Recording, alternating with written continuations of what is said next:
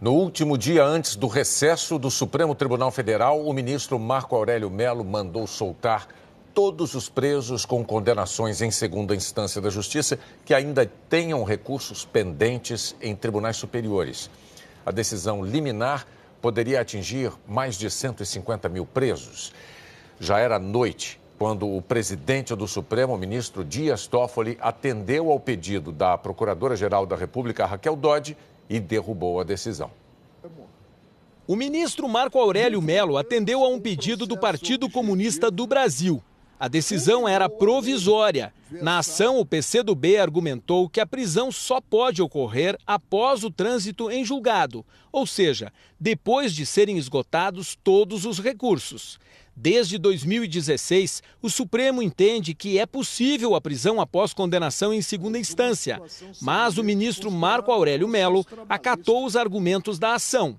Ao conceder a liminar, afirmou que, reconhecendo a harmonia com a Constituição Federal do artigo 283 do Código de Processo Penal, que garante que o condenado só será preso após a análise de todos os recursos, determinava a suspensão de execução de pena, cuja decisão a encerrá-la ainda não haja transitado em julgado.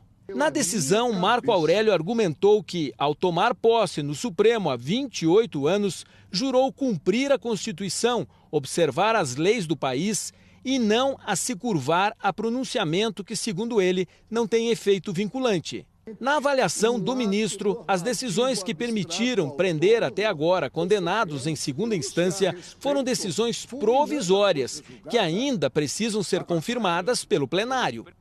Marco Aurélio afirmou que, de qualquer forma, está-se no Supremo última trincheira da cidadania, se é que continua sendo.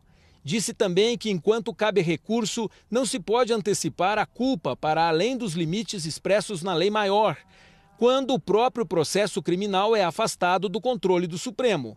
E destacou que o direito de aguardar o julgamento de recursos deve valer para todos. Sob a ótica do perigo da demora, há de ter-se presente a prisão ou efetivo recolhimento, antes da preclusão maior da sentença condenatória, não apenas dos condenados em segunda instância por corrupção, pelo denominado crime do colarinho branco, mas de milhares de cidadãos acusados de haver cometido outros delitos.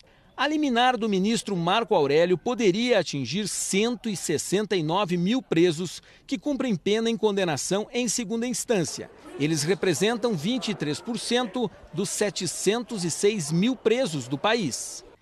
Estariam fora aqueles que cumprem prisões preventivas previstas no artigo 312 do Código de Processo Penal, que são os presos perigosos, ou de casos em que é preciso manter a detenção para assegurar a ordem pública ou as investigações. Caso do ex-governador do Rio, Sérgio Cabral, e do ex-deputado Eduardo Cunha. A decisão foi tomada no último dia de trabalho do STF e 2 dias depois do presidente do Supremo, ministro Dias Toffoli, marcar para abril do ano que vem um novo julgamento sobre as prisões após condenação em segunda instância. Devem ser analisadas 3 ações que pedem que essas prisões sejam proibidas em razão do princípio da presunção da inocência.